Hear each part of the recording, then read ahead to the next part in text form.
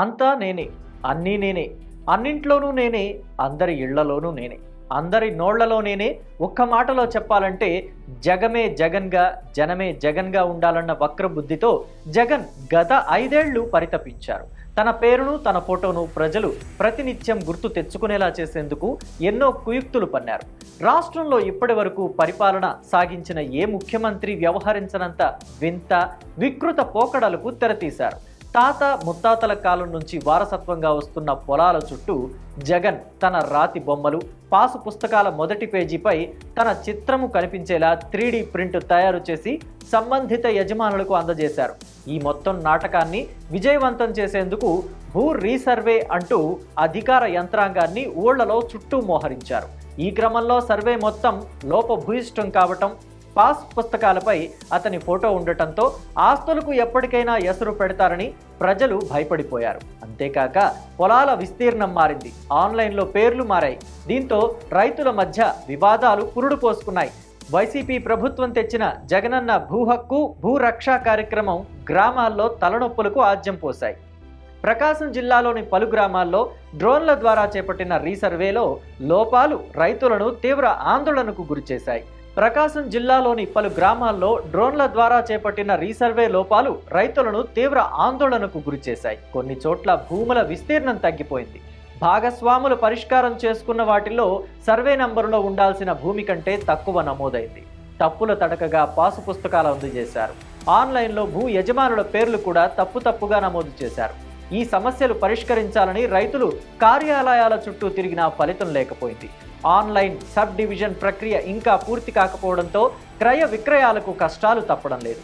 Pass పుస్తకాలు ఇచ్చినా అందులోని భూములకు సంబంధించి 1B అడంగులు రాకపోవడంతో బ్యాంకుల నుంచి రుణాలు అందక రిజిస్ట్రేషన్ చేసుకోలేక రైతులు ఇబ్బంది పడుతున్నారు. జిల్లాలో 822 గ్రామాల్లో రీసర్వే చేపట్టారు. జగనన్న రీసర్వే కింద ప్రకాశం జిల్లాలో మొత్తం 822 గ్రామాలను గుర్తించారు. ఒంగోలు డివిజన్లోని 12 మండలాల్లో 114 గ్రామాలు, కనిగిరి డివిజన్లోని 13 మండలాల్లో 126 గ్రామాలు, మార్కాపురం డివిజన్లోని 13 మండలాల్లో 58 గ్రామాలు కలిపి మొత్తంగా 298 గ్రామాల్లో రీసర్వే పూర్తి చేశారు. ఒంగోలు పరిధిలో 2.19 లక్షల ఎకరాలకు 1.48 లక్షల ల్యాండ్ పార్సిల్ మ్యాపులు, అలాగే కనిగిరి డివిజన్లో 2.38 లక్షల ఎకరాలకు 1.28 లక్షల ఎల్పిఎంలు, మార్కాపురం డివిజన్లో 97,000 ఎకరాలకు 60,000 ఎల్పిఎంలు, మొత్తంగా జిల్లాలో రీసర్వే పూర్తి చేసిన 298 గ్రామాల్లో 5.55 లక్షల ఎకరాలకు సంబంధించి 3.44 లక్షల ఎల్పిఎంలు కేటాయించారు. చాలా గ్రామాల్లో ఎల్పిఎం కేటాయింపు సహా అనేక సమస్యలు తలెత్తాయి. పక్క పొలాల రైతులను ఒప్పించి సరిహద్దులు సరిచేయాల్సిన సిబ్బంది అది తమ పని కాదని వదిలేశారు. చాలా గ్రామాల్లో ఎల్పిఎం కేటాయింపు సహా అనేక సమస్యలు తలెత్తాయి. పక్క పొలాల రైతులను ఒప్పించి సరిహద్దులు సరిచేయాల్సిన సిబ్బంది అది తమ పని కాదని వదిలేశారు. సర్వే నంబరు వారీగా వేరువేరు ఎల్పిఎంలు కేటాయించాల్సి ఉన్నా అన్నిటికీ ఒకటే ఇచ్చారు. భూములు ఎక్కువ తక్కువ నమోదు చేసి జగన్ చిత్రంతో పాస్ పుస్తకాలు ఇచ్చేశారు. సమస్యలు అపరిష్కృతంగా ఉండటంతో కొందరు రైతులు విముఖత చూపారు. పాసు పుస్తకాలు తీసుకున్న వారిలో ఇంకొందరు బ్యాంకు రుణాలందక అవస్థలు పడుతున్నారు. గత ప్రభుత్వంలో కొత్తగా జారీ చేసిన పాసు పుస్తకాలు రీసర్వే పూర్తయిన చోట రైతులకు అప్పటి సీఎం జగన్ చిత్రంతో 80,000 వరకు పాసు పుస్తకాలు అందజేశారు.